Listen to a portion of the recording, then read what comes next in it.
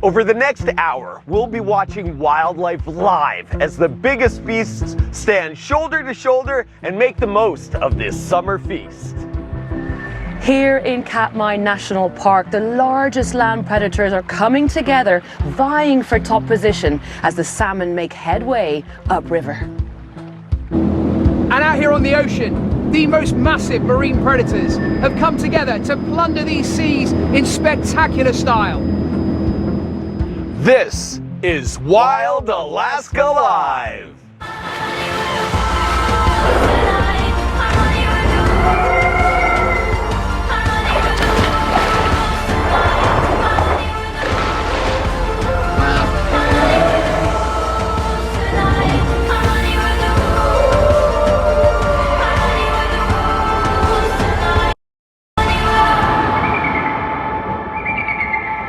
Welcome back to Wild Alaska Live. We're the Kratt Brothers, and whether or not you ever get the chance to visit this amazing state for yourself, tonight we are taking you into the heart of wild Alaska.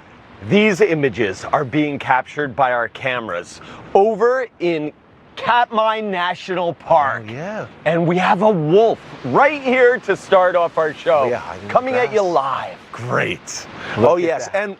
And a bear. The wolves and the bears are there. And we've also got our eye in the sky. But tonight, Debbie and Daniel are actually with us near Juneau. So say hi there, guys. What are you looking at? Oh, What? yeah. That's they've humpback got whales whales. live? Wow, and we're Oh. Debbie and Daniel. There's getting those images from the helicopter. Great This shots, is fantastic. guys. Humpback whales, Chris. Yes. And they are. Looks like they're feeding. Yeah, we're going to have to find out more about what they're doing. They're here to bring us stunning images and wildlife behaviors of the animals Steve Backshall is currently in search of. And why don't you tell us what you're up to, Steve?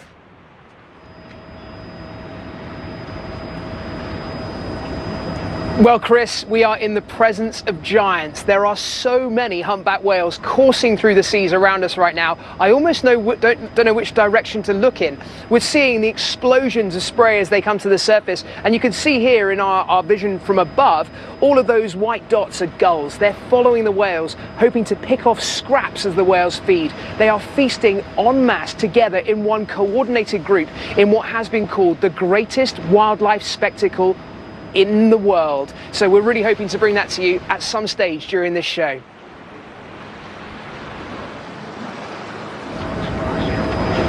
Thanks, Steve. There is nothing more jubilant than humpbacks coming together to feed. But welcome back to us here in glorious Katmai National Park. We have a live bear biding its time on the shores as the tide changes so that it can get its feed of the freshest, most nutritious salmon. We have a wolf right over my shoulder on the river. He was running down the shallow sandbars trying to feed on the salmon. So we're going to keep a close eye on both of them. Of course, last time when you came to us, we showed you spectacular images of those wolves scavenging amongst the bears. But now more and more salmon are coursing upriver, and that means the biggest male bears of all have been arriving. So this is where it gets very interesting indeed. We are going to try and find out just which male bear is the king of this stretch of river this year. Not only that, but as the biggest bears and the bravest wolves come together, we are going to try and bring you all of that action live. We'll see you soon.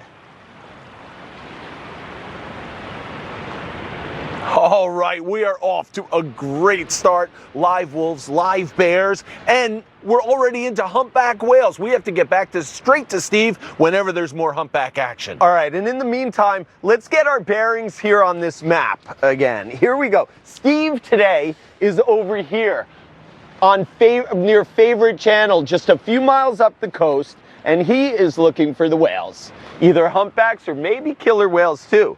Liz, if you remember, is right over here at Katmai National Park, and she is with those amazing brown bears. And the wolves? And Martin and I, of course, are over here. Favorite Channel is maybe a little bit more here. And then we are in Tongass National Forest. 17 million acres of habitat for those salmon, eagles. And still looking for those black bears, and we know the beavers and the beaver lodge are back in the pond. Now, since Wednesday's show, the action has been getting hotter here, even if the weather really hasn't. All our animal characters are working round the clock to make the most of this short-lived summer feast.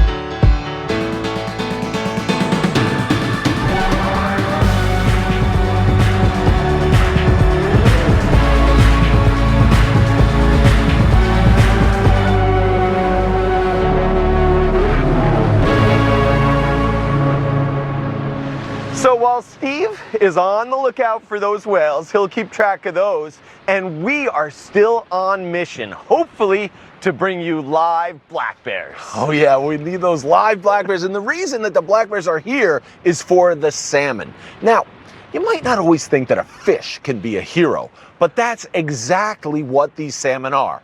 Just think about what they've gone through in order to reach their spawning grounds throughout Alaska.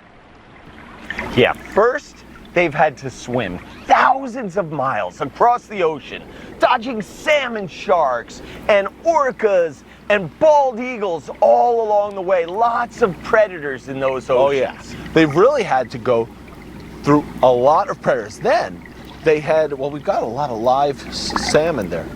Yeah, look at that. Salmon are there. They've made it. They've already made it through all their predators. Yeah, they're up near the spawning grounds right now. That is really, really great. And they have those beautiful, beautiful colors. Yeah, that they've made the journey, so they are where they needed to get to. Now, we've got unfinished business with the black bears. Yeah, we know these guys are here in the forest, and we know that they aren't camera shy, because if you look at this footage right here, they are sniffing. They found our cameras. She has found sniffing it with that awesome bear sense of smell. Yeah, and now these black bears can be like magicians. They appear and then they disappear again. And, our cameras, though, they've been out there. Our remote cameras have identified the black bear hotspots. And all those places have one thing in common: salmon. Oh, yeah. Over the last couple of days, more and more salmon have been reaching the shallows. Oh, wait, look here. Yeah. And the upper areas of the rivers. And the bears have been waiting for them. That bear, that was 153. Chasing a different bear that had come into that territory. Now, more bears are being seen every day, and that's been leading to those kind of interactions where the bears chase each other. Now, the mother bear, 153, she is doing a really good job at keeping the best fishing spots for herself and for her cubs. That's why she's chasing everybody away. And so after that chase, we saw this. These little cubs they're out, see them in the background, out with mom, all right? And now they're gonna try it. You can tell from the body language, not really sure, a little hesitant, right, Chris? Yeah. I mean, they're a little, it almost seems like they're afraid of those salmon. Yeah, he's too much, a little overwhelmed, and seeks a little shelter on that rock there. Right. Oh yeah, but they have to learn. These cubs only have one season to learn how to catch these fish. So you can see why it's so important that their mom defends her spot to give them a chance to learn. Oh, yeah. That one doesn't want to go in the water. Yeah, he's not ready yet. He's trying to get across without touching the water. But he's in the water. Yeah. He's going to have to get used to that water. Now, that amazing bear mom right there is just one of the fantastic animal characters who we've really come to love here on Wild Alaska Live. And tonight, we want to know who your favorite has been. Is it that feisty mom, Bear 153? She's pretty good at what she's doing. Or would you vote for that porcupine? Remember? That porcupine has some face and a lot of attitude. Or how about Scrawny, that young bear at Katmai? Does he get your sympathy vote? To cast your vote, go to our website at pbs.org/Wild Alaska Live, or just tweet your favorite character using the hashtags on your screen. We'll reveal the winner at the end of the show. We've got live back there. we have live black bears coming at behind you. us. Right behind us. You can see them in the back of the shot. Wow. That's 153. Working their way across And the her beaver cubs. dam. Look at that. Oh, yes. This is incredible. All three following her. That is a favorite passageway for them to cross. They are passing just in That front is of the glacier. 153. Again, it's 153 with Jeez. her 3 little cubs from just this year. Yeah, there they are. Oh. She's For- fed in the meadow and now crossing the beaver dam to check out some other spots to fish for salmon. This is incredible. Amazing. Wild black bears live at our finale. We will keep track of her. Now, one creature we hardly dared hope to see has really taken us by surprise here on Wild Alaska Live. I'm talking about the gray wolf. Wolves, an icon of the Alaskan wilderness. Masters of stealth, these strategic predators thrive in the harshest environments. Ultra-thick coats shield them from temperatures as low as -50 degrees. And when food is scarce, they can go for 14 days without a meal. Super packs of up to 30 patrol together to increase chances of a kill, stalking caribou and elk for days on end. At speeds of 40 miles per hour, they'll drive their targets into deep snow to overwhelm prey much bigger than themselves. But there are two sides to these elusive animals. With complex social structures, they live in large family groups, working together to raise litters of up to 7 pups. With youngsters to feed and no snow to help them bring down large prey, this is the wolves' toughest time of year. We're moving a little bit downriver to a key fishing spot for our predators here in Katmai National Park on the coast. And just over my shoulder is a wolf on a sandbar. He's been trying to fish already. Of course, we're going to keep a respectful distance. We never come closer than 50 meters, especially when they're trying to feed. But it's a beautiful sight to see a wolf in this afternoon light, and hopefully we'll get a little bit closer and get some action for you later on. Now, of course, when you were last with us, we already brought you some spectacular shots of wolves scavenging amongst the bears on the coastline, and they have been coming very close to camp ever since we arrived here. So over the last 10 days, we've gotten to know one particular pack of wolves fairly well, and Samira Tabak, our head guide, is familiar with this pack, aren't you, Samira? We are. How well is this pack doing? How many members are there in this pack now? Well, we've known this pack for a few years now. It started with 4 and there's 7. They're doing really good this year. Okay, and they tend to come, solitary animals coming over this ridge all the time when we spot them first, and they head to this particular stretch of river where our live wolf is sitting right now. Why? Where are they coming from? Why over this ridge? Why this part of the river? Well, their rendezvous site is further up the creek, but they're coming down here specifically because they can catch salmon on the sandbars a lot easier. I'm afraid I have to just interrupt you now for just 1 second, Samira, because I've heard that we have live bubble net feeding. Steve.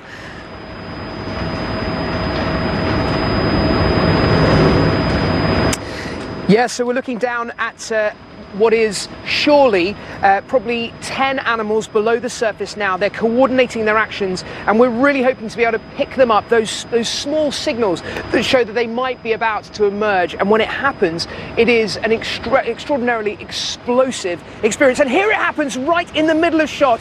So right now we have all these whales surging up, their mouths open, their gullets billowing. They are swallowing tons of water and fish with every single hunt. And you can see the gulls there swooping in to pick up the scraps as the whales subside back down into the water. They're taking in that water in their mouths and squeezing it out using their big tongues, using their baleen or whalebone to sieve it out, and now swallowing down tons of fish as they subside down into the depths. And that was a real first, seen perfectly in the center of camera. I take my hat off to our helicopter team. And now back to you, Liz, and those wolves.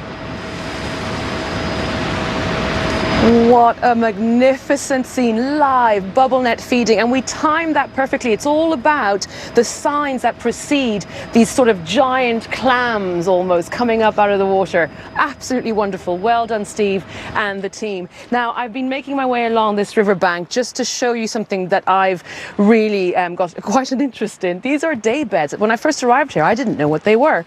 And basically, they're preceded by obviously a lot of bear claws making their way here. And bears basically dig these wherever and whenever they please. And there are two main functions for these. The first is that day beds are very cooling. So the bears dig out big, massive pawfuls of sand. Their paws act as shovels almost. And they can do this very, very quickly indeed with these massive paws of theirs. They can measure anything between sort of 30 centimeters in length and 20 centimeters in width. And once they get down to the moister sand and even waterlogged sands, they settle in. I'm going to get in one because I love doing this. And it's really, really cooling for them. Bears, I nearly fell over. Bears have a double coat of fur, outer guard hairs, and then softer, highly insulating fur. So they're very warm at this time of year. This serves to cool them down. Not only that, but check out the cavity that they dig out. This is to fit their lovely big fat bellies that are full of the salmon they've just fed on at the river, so they can digest properly. And it's only when you sit in one that you really get a sense of just how big these animals are. Now, our wolf is still on the sandbar over there. I've just been told he's behind me. As I've been talking, he's just moved behind me. He's just behind the grasses there.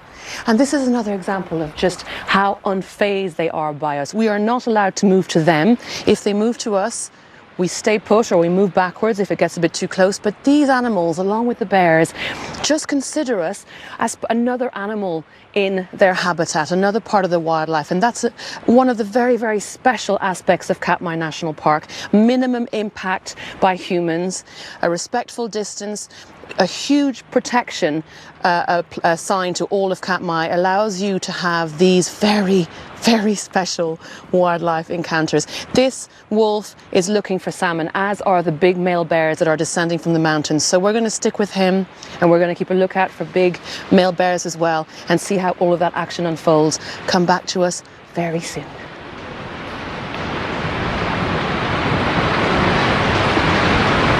And just as the salmon are such a key part of the wolves and the bears being out in broad daylight hunting alongside each other there in Katmai, the herring are a massive, massive part of the success of whales here in these southeastern Alaskan waters. So the herring turn up here from very much the same sort of things that are creating the explosion of life for everything at the bottom of the food chain. Cold water coming down from the glaciers, nutrient blooms causing plankton, which is then fed on by the herring. And some of the shoals of these herring are so big, tens or even hundreds of millions of fish strong, that they can be seen from space. And because there is such a vast amount of protein and fat here in the form of these herring, it's drawing enormous, mighty mouths that have come all the way from Hawaii, thousands of miles across to come to us here. And we have some more images of these humpbacks now seen from above. The humpback whales are coming together in great numbers, diving down below the surface from the helicopter. We can see these shots of hopefully again we're about to see this coordinated hunt. It's called a bubble net, and what we'll see first of all will be some signs of bubbling at the surface. They're creating a curtain of bubbles in which they enshroud these herring.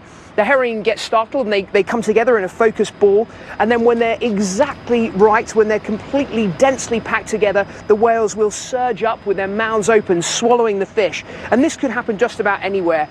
You can see one of the boats down there in our camera shots. It's so hard for our helicopter to pinpoint the center of the action because it really could come anywhere. And when it does, it has been said to be the greatest wildlife spectacle on the planet. The gulls are gathering any second now. This is going to happen. Sometimes the hunts will be aborted, but if they're not, it is taking in tons of fish with every single hunt. Each one of these humpbacks could swallow as much as 1.5 tons of food every single day during this time of the year, and this is so vital to them. Now we've been timing these at about 1.5 to 2 minutes after they dive that they will come up to the surface. Sometimes it will take a little bit longer than that. So who knows? It's one of these things, but there is no doubt that these animals are truly extraordinary. They've come so far, and they are true humpback heroes. Humpback whales, most famous for their melodic songs. At nearly 50 feet long, these leviathans are longer than a city bus.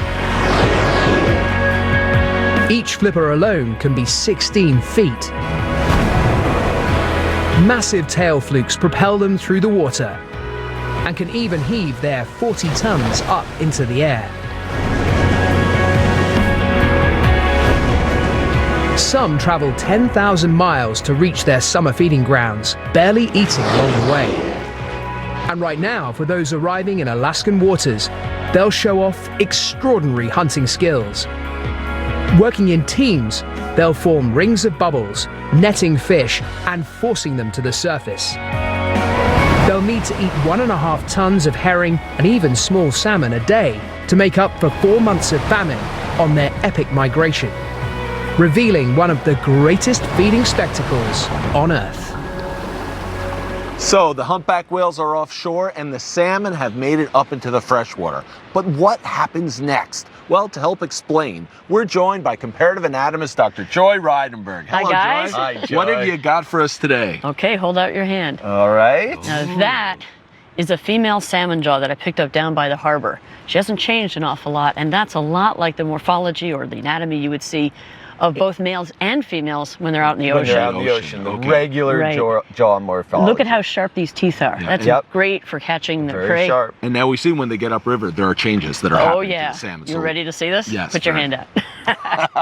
This Wow. is what it turns into. How can That's a male. From that to this, Yes. that is a lot of growth. The bones are growing. Yeah, I mean, which is weird when you think about it, right? Adults shouldn't be growing more bone. right. But- I mean, that's amazing because you don't grow bone as an adult. No, We're not growing no. new bone like We usually this. stop at puberty, but Yeah. these guys have a delayed puberty in some sense. This is where they're hitting puberty, and this is where they're spawning. Wow. And when And- they hit that fresh water, it makes changes in their hormones. Right, especially in the males, because now these jaws, they're used for fighting Yes. during the actual spawn. Absolutely. And so how does this change in the bone structure help their fighting? Sure. See how curved this is? This is great for catching the tail of another salmon, a Of rival course. male, Perfect for and yanking crossing. him off that red so that he can't fertilize those eggs. Right. And this arch is called the kype. Wow. And it's a very special feature when you think about it. This is made from a lot of extra calcium that's thrown into that jaw, which is coming from resorbing their scales Right. and resorbing the bone from their spine. So and they get here's, that- here's a the great fighting shot right here. You can see the pulling fish them just away. holding Oh, right yes. onto the tail. It's like that male Yeah. wants the area and he's going to pull the other male away. Right. Wow. The Vie teeth for don't have position. to. They don't have to be terribly sharp. They have to be strong, and that's what these teeth are. They're not sharp, but they're very strong. That is incredible. And all of this is coming from the extra calcium that they're taking out of the rest of their body, which is why their bodies are falling apart, Right. and they start looking like zombie Thanks. fish. Yes. All right. Now, that's great. Really interesting. And now our salmon here in Tongass National Forest have black bears and bald eagles to deal with. Liz has been following another top predator over in Katmai National Park.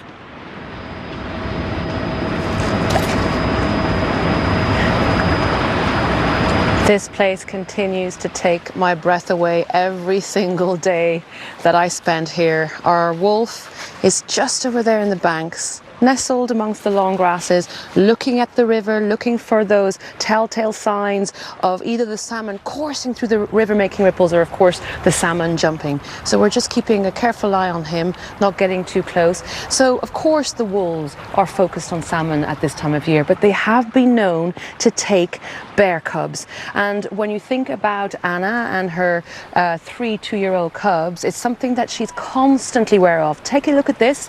We found her in the meadow a couple of days ago, and there's a wolf. Now this particular wolf is clearly hunting mice and vole, but one wolf could summon other members of the pack to take down a bear as old as 2.5 years old. So Anna is very wary, and what's fascinating here is that you can see she's already taught her cubs the sort of the wary behavior that they need to learn in order to sound the alarm for mum, but also for their siblings. So that's very promising indeed. Now, this wolf has decided, you know what, 3 bear cubs at 2.5 plus a mum, it's just not worth the effort, it's not worth the risk of injury. But it's wonderful to see how cautious Anna is about any sign of danger. Now, just a few minutes after that happened, another threat made itself apparent in the very same meadow, this time a male bear. Now, male bears are a constant threat to cubs.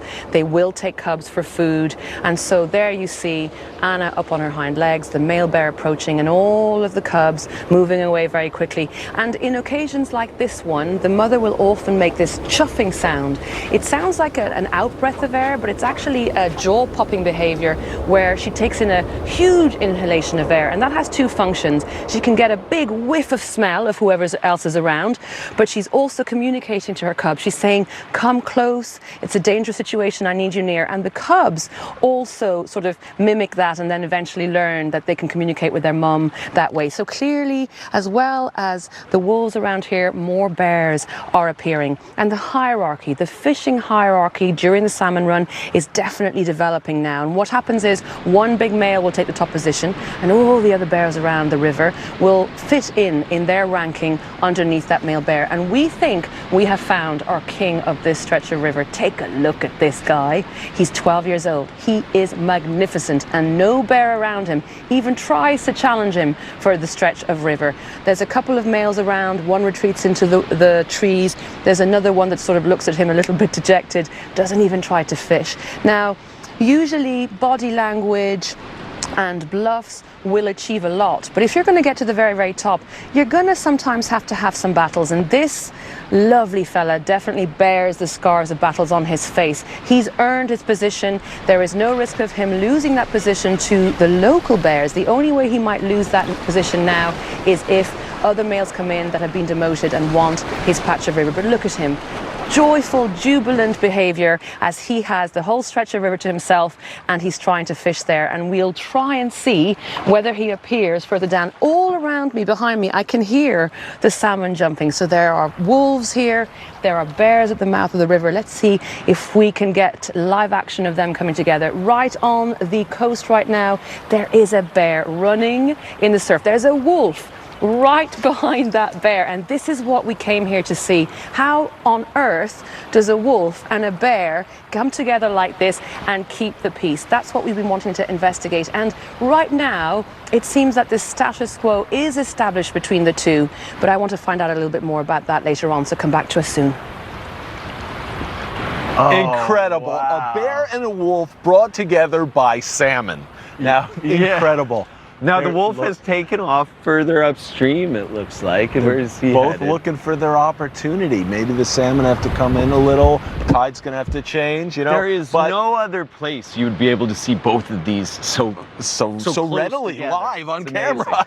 I mean, and you can't overemphasize the importance of salmon. 96% of Alaskans say that salmon is essential to their way of life. And for some, good fishing draws them into dangerous waters. This time of year is critical for those whose livelihood depends on a good catch. And fisherman Joe Trotter has invested everything into his way of life. I've been fishing for salmon for the last 21 years. Picking the fish with your hands, just out on the water every day.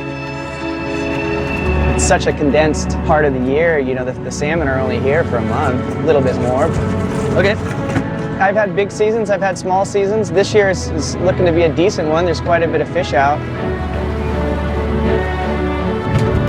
The run in Bristol Bay is managed really well, and they let us know if we can fish or we can't. We kind of use the fishermen as a tool to either slow down the run or the amount of fish going up the river, or they close us down to let more fish up the river.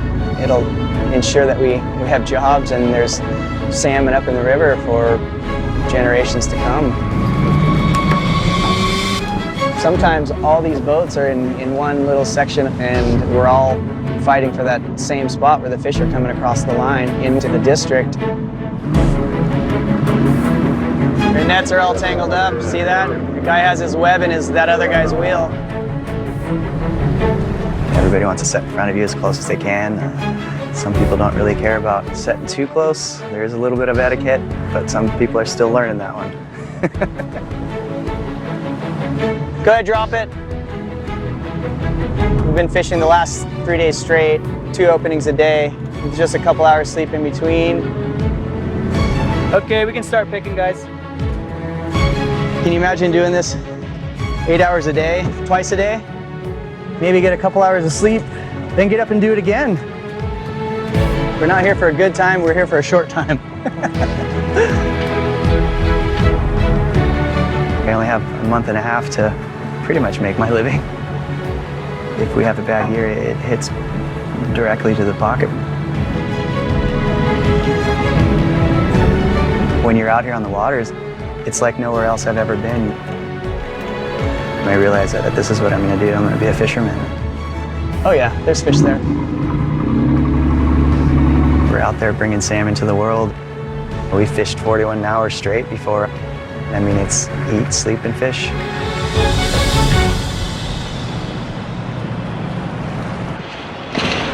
Oh, so now we still have a wolf live here. And from that video, you can see that it's not just the animals that have to make the most of this short summer feast. It's vital for people too. And we're here with Carla Kasalushkin to find out more about this. Carla, obviously in a commercial situation like Joe's, salmon fishing is very regulated. How does the Tlingit culture make sure that salmon fishing is sustainable? Well, it is very vital to make sure that it's sustainable. As the original stewards of this land for over 10,000 years, we want to make sure that the salmon come back year after year. And one of the ways that we did that was to allow for the first run of salmon to go completely up the stream and to spawn, to propagate, before we actually took our harvest from the next run of salmon. That's great because we need those salmon for animals too, like the brown bear that we have live on camera right now. Well, definitely. And, you know, we've talked before about the significance of different Alaskan animals to the Tlingit culture. You know, I was wondering, what about the relationship with some of the marine creatures, like orca? Oh, yeah, there's a very strong connection from the marine creatures, such as the orca or even the shark, and the salmon, for various clan crests. There are clans that use the orca and the shark and the salmon for their clans. Really? Yes. Fantastic.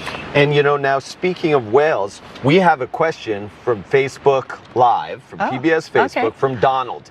And he wants to know just how big a humpback whale is. And, well, Steve is right here with the humpback whales right now, so why don't we have him answer this question? Steve? Well, Chris, I can tell you from them popping up right alongside us, they are very, very big. The largest females could be as much as 40 tons, and for a little bit of context, that's about the same as 3 fire trucks. So yes, very large indeed. But despite their enormous size, they are known as being particularly acrobatic animals, probably the most acrobatic of all of the great whales. And we have watched these creatures breaching around us. But it's not so much been the adults, it's actually been one of the calves who's been enjoying their first ever Alaskan summer. It's been breaching over and over and over again. And while there's a tendency to think of that as just being joyful, youthful exuberance, there could be more to it than that. It's believed that what they're doing, the young humpback whales, is breaching repeatedly as a way of working out their muscles, as getting better at being able to dive and hold their breath, and it could make them better bubble net feeders in the future. To explain a bit more about humpback behavior, I have here from University of Alaska Southeast, it's Dr. Heidi Pearson, and you know a lot of these whales as if they're old friends, don't you? I do. I've been observing some of the same whales for 6 years as I come back to Alaska year after year. And what is it about right here and right now that makes Alaska such a perfect storm for humpback whales? Well, right now we're really in the middle of the Alaskan summer, so we have these long days, we have lots of sunlight, and that sunlight then causes the plankton to grow, which the fish feed on, and then that's what the whales are here to feast on. And one of the most intriguing things to me is that you've been using a hydrophone, an underwater microphone, to listen to the sounds the humpback whales make. They're obviously very famous for the males having wonderful melodic sounds and songs, but what we're hearing here has been very different. Have a little listen to this. This was recorded just the other day. So talk us through these sounds and what they mean. Yeah, so the whales will go down in a coordinated manner to feed on the herring, and then usually you'll hear one individual give this loud sound called a feeding call, which is unique to these bubble net events. And then that sound will gradually grow louder and louder, and then you'll start to hear other individuals in the group join in that feeding call, and then you'll see all the whales break the surface and start to feed. Yeah, and we have been seeing that live on camera, which is incredibly special. And we may have it again now. So we have the live whales behind us right now at the surface. So yes, fantastic. You can see the commotion, the water thrashing and foaming. And it's not surprising really, because those whales are now sinking back down into the water. Their stomachs probably about to fill with herring. And look at how many gulls there are taking advantage of the few fish that are left behind. So the whole idea of bubble netting is to corral fish in tight together, to focus those shoals so that every single hunt can become more and more efficient. Even so, there are still going to be individual fish that are left over. And there are other marine mammals in these seas feeding on the fish, some of which we may even see. The orca, for example, there is one particular kind of orca that we have in these waters that focuses on fish, particularly on salmon. And in these shots that were taken from our helicopter, you can see 2 adult orcas and 1 calf seeming to pass a big salmon between them. This is almost certainly a Chinook or king salmon from the size of it. For some scale, that could be pretty much the same size as my leg. So it is genuinely, absolutely all going off here in these seas. We really hope to be able to bring you some more of the special action here, because really, it's been pretty mind-blowing. Back to you, Chris and Martin. Wow, that is great, Steve. What an awesome behavior live. Okay, and we are here still keeping an eye out for the black bears, which we've gotten a glimpse of earlier. But for now, let's catch up with our superhero salmon. We're here with head ranger John Neary to see what these salmon are up to right now. Yes, they've reached their destination and are beginning to spawn. So John, what are the behaviors that we're seeing here in this video? Okay, we've got the salmon in the pools. Oh yeah, you can see the female on the left and the males come in on the right. They What's get with the open mouths? Yeah, those open mouths to drop them down in the water column, spill out some eggs and sperm. So the eggs are low. It's all low, so they don't get washed away. It's important, isn't it? So they don't float downstream. That is so cool. All right, so they are spawning. This is great. Now for the adult salmon though, this is the end of the road, right? Yeah, they're gonna die right after this. Wow. Now that seems to be a sad end. Yeah. But the salmon have done what they came to do, lay eggs. Those eggs will hatch in a couple of months, and the whole cycle will begin again with a new generation. And now the salmon have one last gift to the forest, don't they, John? Yeah, it's called nitrogen 15. Okay. Like that? Can you explain a little more? Well, it's a marine-derived nutrient, meaning that's a heavy nitrogen form that's out in the crustaceans, the plankton, the fish in the ocean. So the salmon, being ocean dwellers for a part of their life cycle, bring that back to the stream. The bear, the eagle, the otter all eat it, move it up to the bank of the stream. The remnants rot right into the soil. So they're fertilizing the forest. They are fertilizing the forest. And it now comes right up into the tree. And you have a way we can see this in a cross section of a tree trunk here, right? Right. So if you look closely, you can see some of these rings are not that wide apart, like down in here, very tightly spaced. Right. Mm-hmm. They might be representative of years when there wasn't very much salmon carcasses, not much fertilizer. Whereas these really wide ones up here would probably represent really good, strong salmon runs, when up to 70% of the nitrogen in the soil comes from the salmon, from the ocean. So then we have a few good years back to back right here, really good years. Yeah. That's amazing. So the plants and trees benefit from the salmon, and then of course all kinds of other wildlife benefit from the plants and the trees. That's right. Including our friend the beaver, right? And let's check in on our friend right now in the beaver cam. Nobody's he's not home. there. They're actually out doing something this time in show 3. But you know, the other day, there was a surprise visitor to the Beaver Lodge. Our remote cameras, on the outside, you know what that was? An otter. And they came inside the lodge exploring, very, very curious carnivores. And remember, we said they were the only ones that could actually get inside, the only predators. I love of this any guy. size. He goes right up to the camera. Check that. They are great. That is a bonus. The otter, the river otter. And then they went outside. They looked around for a little while outside and then kind of headed up the bank. And who knows whether the beaver was watching all this or not, maybe so. But a few minutes later, the beaver came back in his den, checked things out. Yeah. Looks very relaxed. Not too bothered by the otters. Beaver, yeah. All right, now don't forget to cast your vote in our poll, either at our website or by tweeting your favorite creature. Let's find out how one of these creatures, Scrawny, is doing by heading over to Liz. Thanks very much, guys. Welcome back to Katmai. We made our way out to the tidal flats because there were wolves and bears. Now, everything changes here. Just like the tides, the wolf has retreated into the meadows, but there is a very big male owning this stretch of the shore right now, and he looks suspiciously like the king of the river. He could just be another male who's the king of this shoreline right now, but it's such a wonderful sight to see him. And you know, success in a bear's life at this time of year is all about getting the very best position in the hierarchy to get the very freshest and most nutritious fish. So, speaking of Scrawny, I know you guys have all become very, very fond of him. Let's catch up with him because a couple of evenings ago, we saw him fishing on this very shoreline, and check out how brilliant he's got at it. We have observed him for several evenings now, and his fishing technique has improved every single time he fishes. So that's a really good sign. A better sign again, though, is the way he behaves with the other bears. So one evening, he's fishing. He succeeds in catching a fish. Look at that. There's something utterly adorable about watching bears running through the surf. But once he catches the fish, another bear, a male, his own age, so they're evenly matched, tries to get the fish off him. But you know what? Scrawny is having none of it. And when you observe his confidence and his posturing with other bears his age, it gives us every indication that he is now the dominant male in his age group. And that means that he's got every chance of, year on year, being the dominant male until eventually he will too become the king of the river. Isn't that a lovely thought? And you know what else?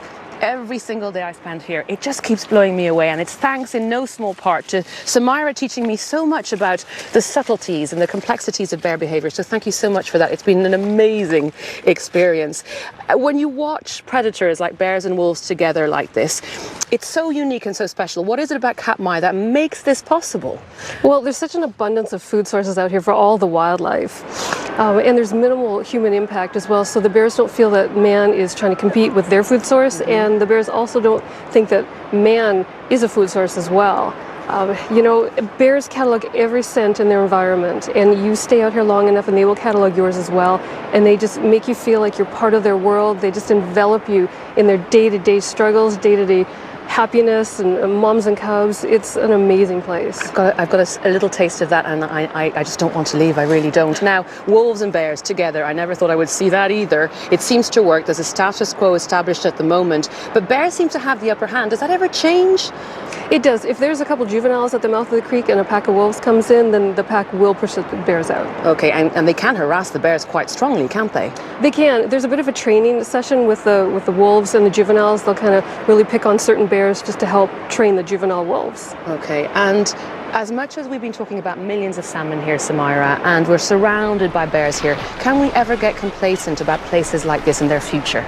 You can't. I mean, this may seem very idyllic, but it's very fragile, and no matter where you live in the world, you need to learn how to respect every nature, every environment that you go in. Teach kids how to do the leave no trace practices and appreciate it so it can be left here for generation after generation. Wise words and beautifully put, and thanks again for the most amazing experience of my life, Samira. You know, immersing ourselves in one of the last true wildernesses on earth and surrounding ourselves with these magnificent predators is an experience I will never forget. Now, we've only just scratched the surface about how complex and intelligent their behaviors are, but I hope it's given you a sense of just how truly amazing the animals that we share this planet with are. And you know what else? All of this is ours to protect. The home of the brown bear itself, and all the future of all this wildlife here is in our hands. So from all of us here in Katmai, this magical place that we've fallen in love with, it's good evening. I'm going to leave you with this magnificent male bear.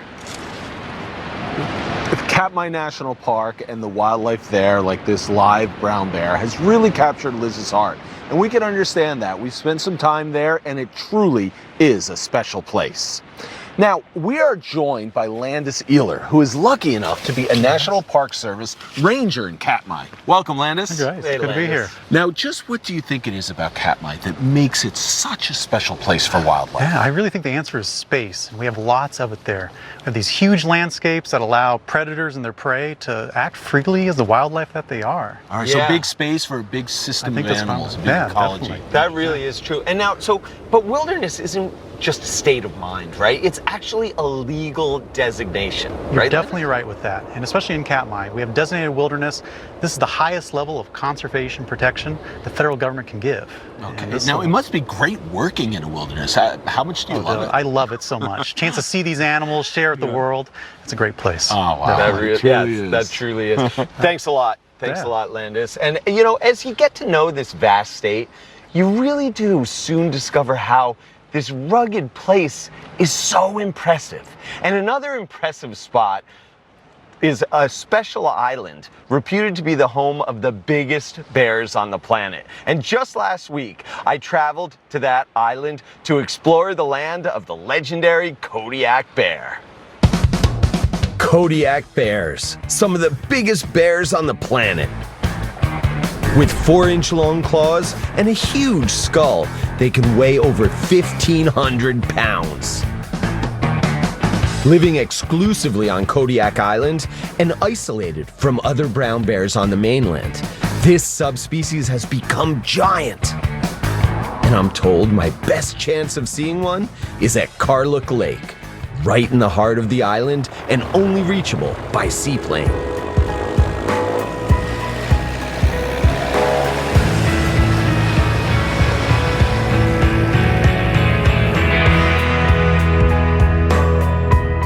This lush landscape is home to hundreds of Kodiak bears, and with a population of 3,500 across the island, their numbers are at an all-time high. The Kodiak bear conjures up so many images and emotion in people. It is by far one of the most mysterious and powerful creatures on the planet. But despite their booming population, they're not always easy to find.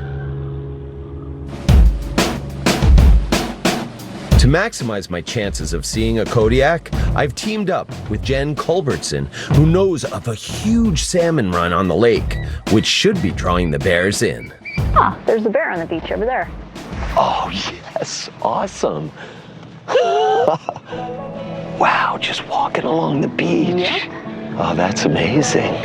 Our first Kodiak bear. Nice. But to get close to these bears and really understand their epic size, Jen and I need to venture deep into their heartland. So this is it, bear country. You can see this is such a lush landscape, and there's tall grasses on either side. And you know, these bears, as big as they are, they could be hidden anywhere in these tall grasses, and we may not even know they're there. So when you're walking through bear country, you just have to be a little more aware, a little more in tune with your environment. A milder climate here means there's lots of vegetation for these bears to eat, allowing them to grow bigger than the brown bears on the mainland. A bear came through right here. You can see how the grass is mowed down really recently. They're definitely around. We're gonna find them eventually. Oh, check this out. A little clump of bear hair right here in this bear trail. See, the easy way to walk through this terrain is to follow these bear trails. After a long hike, we finally reach Jen's salmon hotspot. Okay, here's the river that feeds into the lake. Oh, and you can see some salmon, huh? Yeah, these are red salmon or sockeye salmon. Oh, there's a bear. Oh yes, right out here, a bear. With the little spring cubs. Awesome, with 2 spring cubs. This year's cubs. Wow. Amazing. We are in the presence of the Kodiak bear, the largest bear in the world. Oh yes, there's a bear right here. We were looking that way, and he came down the river this way. And he is fishing. Wow, is he ever. really the key for bears is to just get big as quickly as you can. That's kind of your ticket to survival if you're a bear. One of the amazing things with these bears is that when you're out here with them, you really feel kind of small and puny, right? And we are. And the fact that I'm just sitting here, you know, with him and he doesn't mind and he's like letting me be here with him just shows you how peaceful they really can be. Awesome to be with this fellow creature of ours.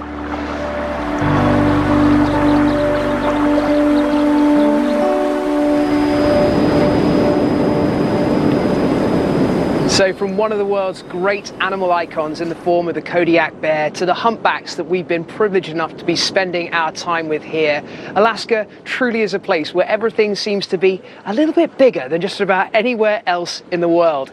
We've been lucky enough to be trailing a group of 11 humpback whales, and they have been hunting right in close to the shore. It might seem unusual that animals of this size would come so close and actually be hunting in very shallow waters. You know, each one of these creatures is so vast, but it seems they're actually using that underwater geography to intensify the efficiency of their hunting. So they're not only corralling those fish using bubbles and using sound, but are also driving them into shallow waters, so they simply have nowhere else to go. And watching these wonderful spectacles with me, I have had Dr. Heidi Pearson. We've been lucky enough to see some of this bubble net feeding where the whales hunt together. Talk us through just one more time, reiterate what it is that's happening under the water when we're seeing these incredible sights from the air. Right. So first of all, we should understand that it's really a coordinated team effort that takes the intellect of these individuals to work together in this way. So they're going down, and usually one individual starts the bubble ring, and then they're gradually all moving in and corralling that fish within that net of bubbles. They're coming up to the surface and feasting. Yeah, and we've been so lucky to see this happening over and over and over again. And the patterns that we've been seeing, the frequency that it's been happening in, is there any sense to you that this is showing how much fish there is in these seas right now? It indicates there's quite a bit. So the group we've been watching, they've been diving down for about 2 minutes at a time, coming up and feeding, and doing this over and over again. So it indicates there's a lot of prey in the area. Okay, and is there any sense that this has been a good year so far? It seems it has been a good year. Last year I tended to see a larger number of skinny whales, indicating there may have been a change in the prey base, but this year it seems that the whales overall tend to be looking healthier. Well, what we're looking on now from above is a group of whales traveling together in what appears to be a squadron, just almost surging forward in one direction with common purpose. And this is classically what we've seen before they all dive simultaneously and begin a bubble net hunt. Fingers crossed this might happen before the end of the show. We'll know when it does, because all of those tails will fluke up simultaneously and they'll drop down below the surface as one.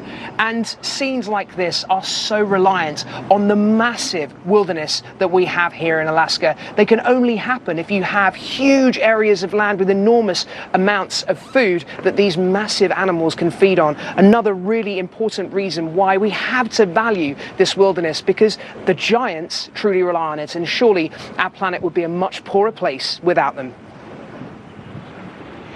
Great work, Steve. Those whales are incredible. And we've had some amazing black bears here live in this past hour, passing right behind us on the beaver dam. They visited us at our beaver ponds. Perfect. Now, our camera team did a great job. It was incredible to see that mother and her 3 cubs and all the other black bears we've seen. Our remote cameras have shown us that bears have been busy round the clock. It's a great year for black bears here in Tongass, and the families are in good shape. They sure are. Now, there's a ton of food here now for them to feed up and get ready for the winter ahead, right? I mean, we've really enjoyed getting to know these bears. I'm going to miss them. How about you, Chris? I'm really gonna miss them. And we've met so many great individual animals this week. And now it's time to reveal the results of the Wild Alaska Live fan favorite poll. The winner is... And Tongass the porcupine.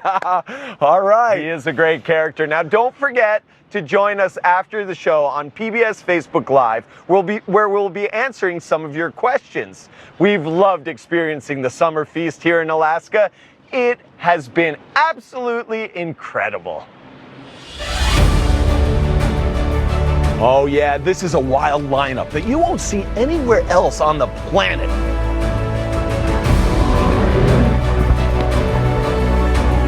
Wow! That is utterly stunning!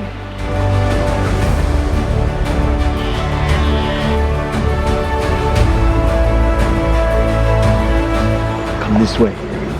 Walrus down below. It's the biggest walrus spectacle anywhere on the planet. I can't quite believe what I'm looking at. It's almost surreal to see these magnificent creatures so close up.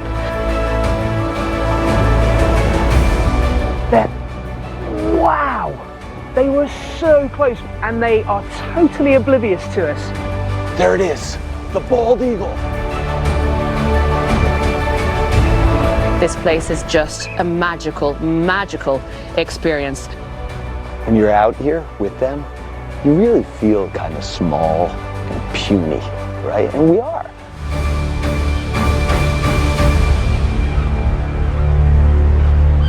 What a week! Oh yeah. Thank you to Joy, John, Carla, Landis, and all of our fantastic guests. And also thank you to Tongass National Forest, NOAA, Katmai National Park, the people of Alaska, and of course the awesome Alaskan animals. Alaska is truly a national treasure. We've had a great time exploring its impressive wilderness. And we hope you have too. Goodbye. Keep on creature adventuring. Hello from the children of planet Earth. Human beings are a curious bunch. What are we going to see when we get really close? Wow. Oh my God, absolutely spectacular. We are at a remarkable moment. We're going farther than any exploration ever has.